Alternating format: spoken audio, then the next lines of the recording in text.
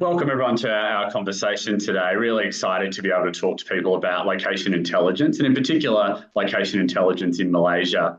Today I'm joined by Tim Shaw, who's our Director of Market Planning globally, and Kai, who leads our team in Malaysia, which is a real pleasure to have you both on the call today. I might sort of start with, I think, we often refer to government as a location intelligence provider, and I think sometimes it's not always clear what that means. And for me, it is really all about understanding where do people sort of live, work and play, and what are the things that they're driving them to make purchases and visit particular locations, and how do you sort of really understand what does that mean for different retail businesses and different retail sectors. And so it's all about understanding what's the relevant kind of data that helps you understand that consumer behaviour at a spatial kind of level so that you can really make good decisions about where you may open or close or invest in particular locations. But Tim, I'm really keen to sort of throw to you and get your sort of read on what do you see location intelligence as, and why is that relevant in a market like Malaysia? Yeah, thanks, Pete. And it is an interesting question because the term location intelligence is a relatively new one. What used to be called market planning or network strategy is now often referred to as location intelligence. And for us at Gap Maps, location intelligence really refers to insights that are derived from geospatial analysis and geospatial data sets. So in that case, we're talking about demographics and retail points of interest, retail hierarchies, purchasing powers, those sorts of things that are blended together and analyzed from a geospatial perspective to create insights. And then the key term here is really insights. Location intelligence is moving beyond data provision into the creation of insights that help solve for a problem. And I think that's the real key here around insights driven and solving problems. Yeah, fantastic. And I guess talking about data, right? So how important is the quality of the data, and is it available in markets like Malaysia?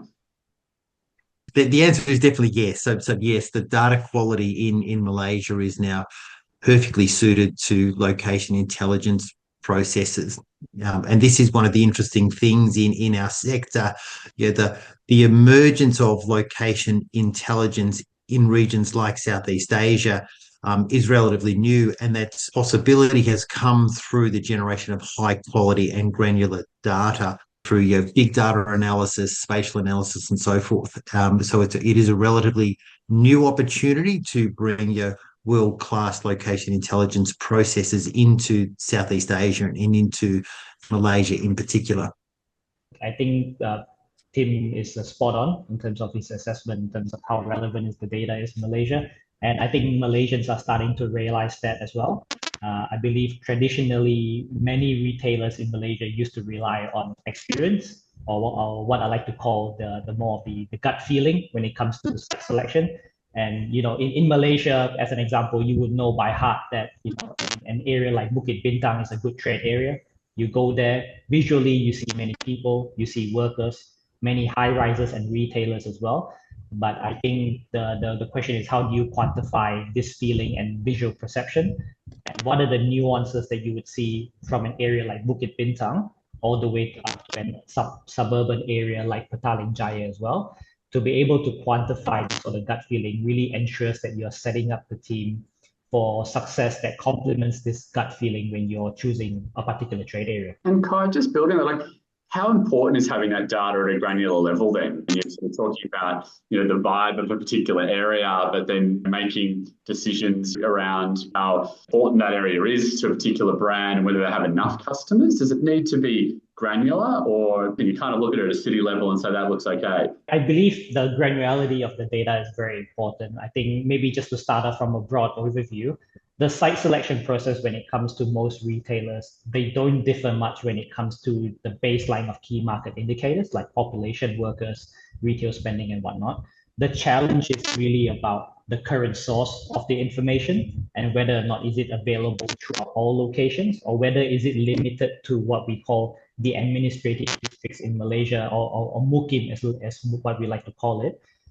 it's probably available at that particular level, and you cannot get a more granular information, let's say, as an example, 1.5 kilometer radius from Bukit Bintang.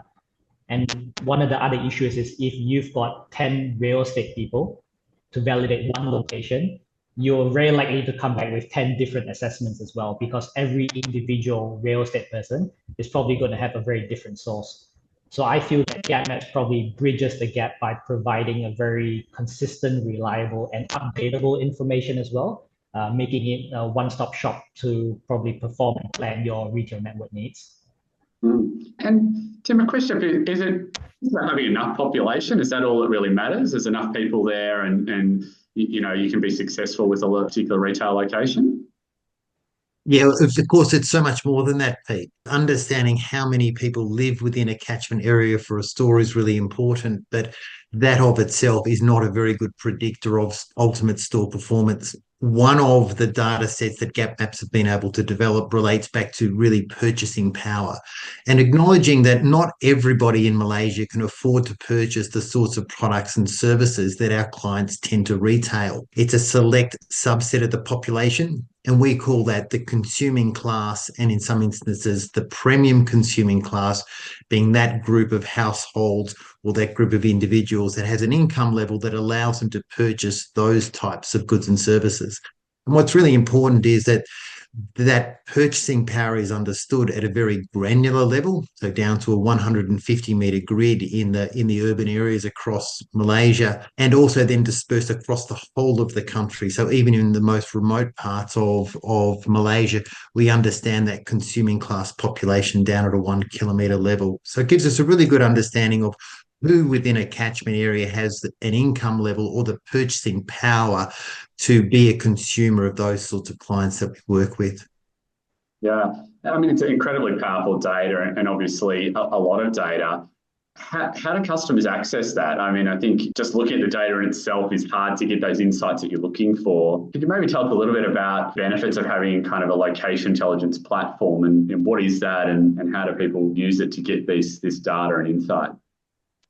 Yeah, so the location intelligence platform is really the interface that individuals and, of course, clients in our case use to access data and create insights through a number of tools that are available through that particular platform. Geospatial platforms have been around for quite some time. More recently, though, they have become cloud-based, as is the case with GapMaps. And also the user interface has become considerably simpler to use because we need to acknowledge that often it's senior business decision makers who need to access platforms like GapMaps to make better decisions for their business. And so they go beyond being a specialist tool for an analyst into a decision-making tool. And so the user interface becomes particularly important, as does, of course, in the quality of the data and the building of tools to enable those insights to be extracted. Yeah, you really need the two together to get the information you're looking for. How have you used the platform in the kind of analysis that they do to make these decisions? Yeah, I think it really brings us back to what I mentioned in terms of a one-stop shop for all your key metrics. I think traditionally in Malaysia, companies that have deployed some form of retail network planning, they use the GIS system, so the Geographic Information System. It's really one of the few alternatives in the market at this particular point besides GapMaps, but obviously there are quite a few hurdles in order to be able to use such a platform as well. I think one of the major drawbacks is you probably have to rely on the source of information that you're getting to be uploaded onto the GIS platform. And that often requires you to clean up a lot of the data that you're purchasing from third parties as well, which virtually just means that you probably need a proper data analytic teams to actually be able to churn out a lot of this sort of information. And it also requires you to have a high-end hardware if you want to run a lot of these systems.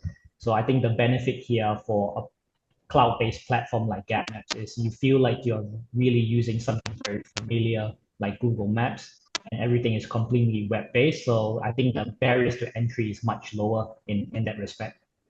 Yeah, it certainly sounds like it has been quite complicated and a bit of a science and dark art to actually be able to sort of wrangle this data and actually get it into some kind of software to analyze it. it feels more like what you're saying here is everyday businesses can now use this and can be used from an analyst right through to a senior executive looking to make strategic kind of decisions around their network. Maybe talk us about a particular use case. What are people using this for? Are they using it to work out how many locations they should have or where they should open them? I think within, for gap maps and other location intelligence service providers, there's really two categories of output that comes from a platform like Gap Maps. And the first category relates to strategy. And I guess the second category relates to execution of strategy or execution of a plan that hangs off a strategy. So for our clients, the first part of using Gap Maps is really about access to data and insight for the formulation and refinement of a growth strategy for a business. And that is, Pete, those sort of questions you raised about how many stores can we build in a market? What sort of catchment characteristics are we looking for? Yeah, regionally, does that sort of store penetration, should it vary across a region? And how does our growth strategy compare to or contrast with some of our competitors? So they're typical sort of strategy applications of a platform like Gap Maps. Once a strategy is determined, of course, tools are required to assess individual catchment areas, to go through feasibility processes to understand, is that particular catchment area consistent with the strategy that's been formulated and adhered to by the business? And that's the second use case for Gap Maps. And if we think about our client base, I think probably 30% of the use of Gap Maps is around your strategy formulation and strategy refinement, and 70% would be more related to strategy execution or executing a growth plan in accordance with the strategy. Yeah. And what's the benefits to clients? And obviously we understand the sorts of things they can use it for, but how would that benefit a customer? Yeah, I think the way that I would probably look at it is typically the bigger companies or bigger retailers in Malaysia would have some level of data available due to the fact that they've got so many outlets and they have live learnings from their new store openings. So in a way, this really levels the playing field for new and upcoming retailers as well, whereby the level of access of information is now available to whether or not you are a big company or small company. So the foundational information that comes with site selection that isn't really company specific in a sense is available for big and small retailers in equal terms in that sense. And it sounds like that clearly de-risks some of those, particularly for newer brands to establish themselves, making some of those early decisions where maybe you make sites that aren't particularly good, that might cost you some money, or slightly better location decisions, which then obviously leads to stronger performance, is clearly a key benefit. Along with, I imagine, quicker decision making means you're likely to be able to secure, better sites when everybody's competing in a particular catchment for a location. So there's some really key kind of benefits to customers for having this kind of information and a platform at their fingertips to make decisions quickly. Tim, I saw recently we've launched Retail Precinct into Malaysia. Could you maybe talk to us a little bit about, what is a retail precinct and why would retailers be wanting to understand that? Yeah, well, retail is interesting because, of course, retail activity isn't evenly distributed through a city or through a country. It tends to cluster together. So we see clusters of retail shops at the smallest end. So a pharmacy next to a convenience store, next to a couple of specialty shops. That's the bottom end of what we might term the retail hierarchy. At the top end of the retail hierarchy, we're talking about hundreds and hundreds of these big brands being sort of clustered together. And of course, different businesses trade well at different ends of that retail hierarchy. So, for example, a big global fashion brand like H&M or Zara or Uniqlo needs those really big retail clusters to anchor onto.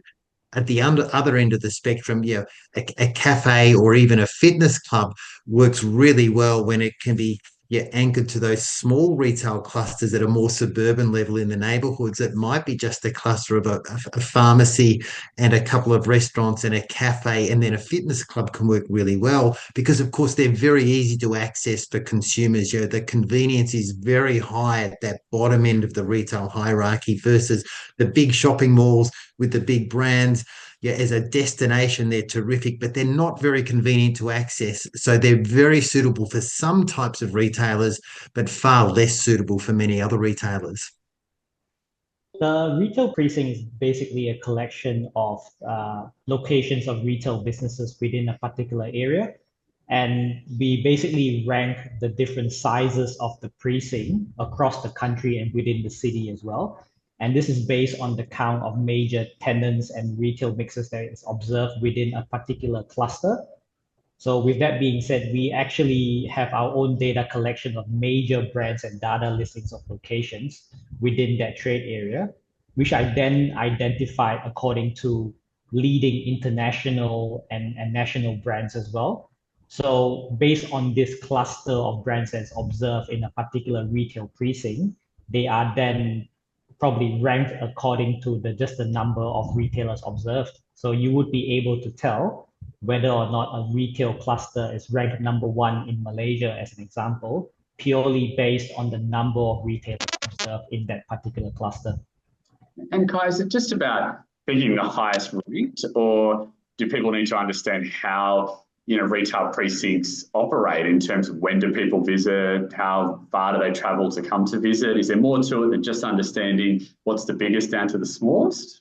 Yeah, so I think that's a very good question. The retail precinct gets a bit more granular than that as well, whereby you get visitor usage patterns as well, which is actually divided by the time of day in terms of their visitations. Let's say within the morning period of, let's say, 6 a.m. to 12 p.m., whether is it busier than the average of Kuala Lumpur based on this particular cluster that you've chosen as well.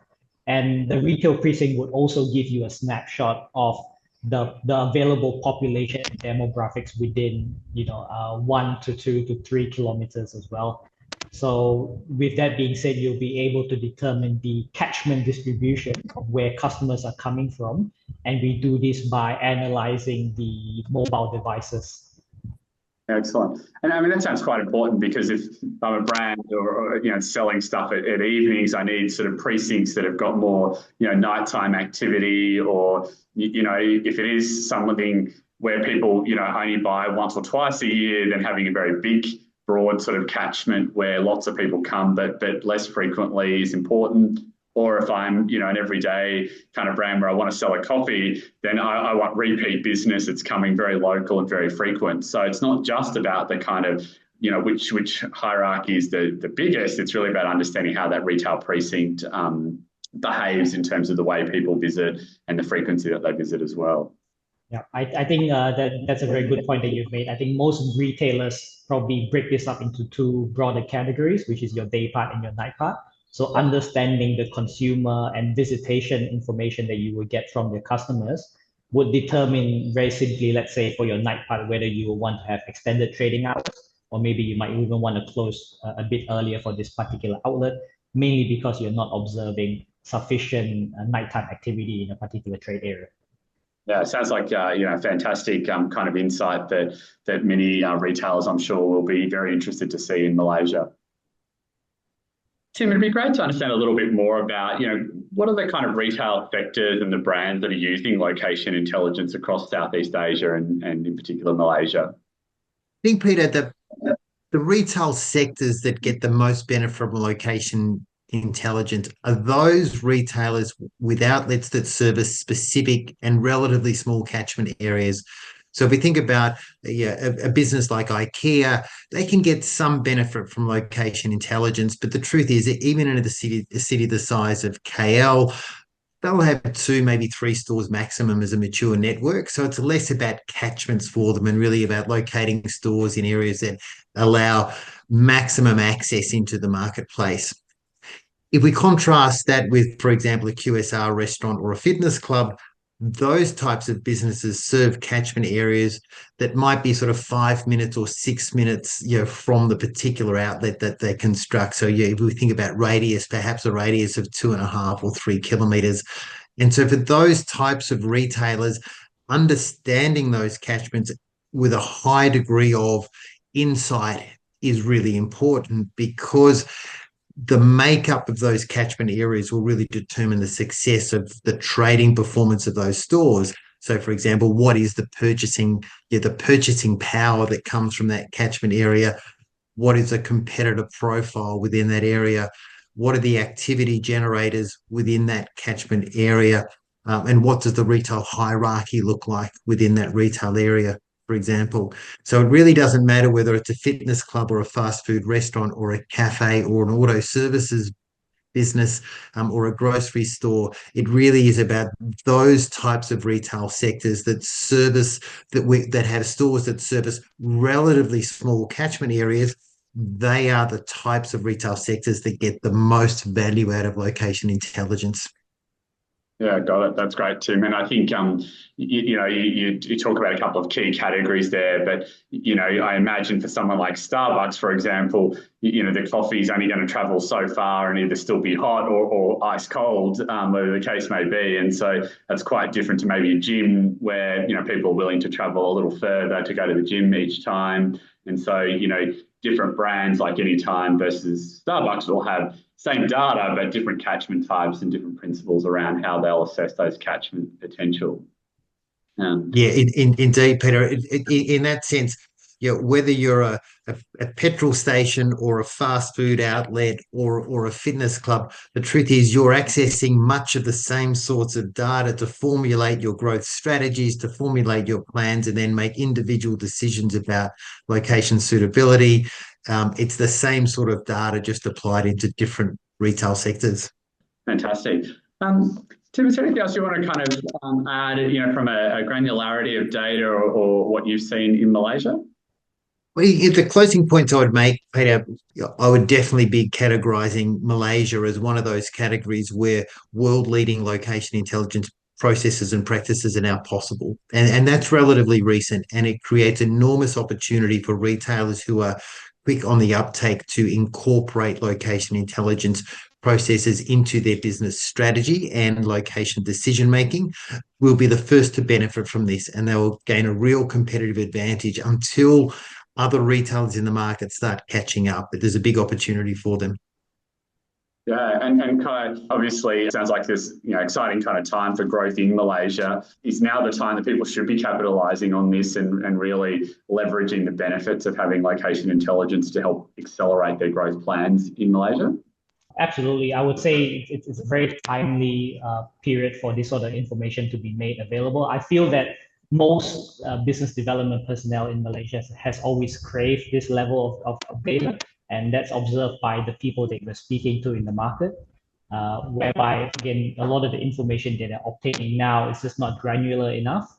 And we are seeing a lot of businesses starting to pick up on trying to quantify a lot of their site selection criteria, not really just relying on experience and gut feeling, but again, setting up the rest of the team even after the gut feeling is no longer available in the organization. So absolutely. Yeah. Fantastic. Well, thank you both for sharing your insights today around location intelligence, and in particular the fantastic opportunity that is out there for retailers to leverage this in Malaysia. And look forward to future conversation where we can talk a little more about some of the specifics that we're seeing happening in the Malaysian market. Thanks, Pete.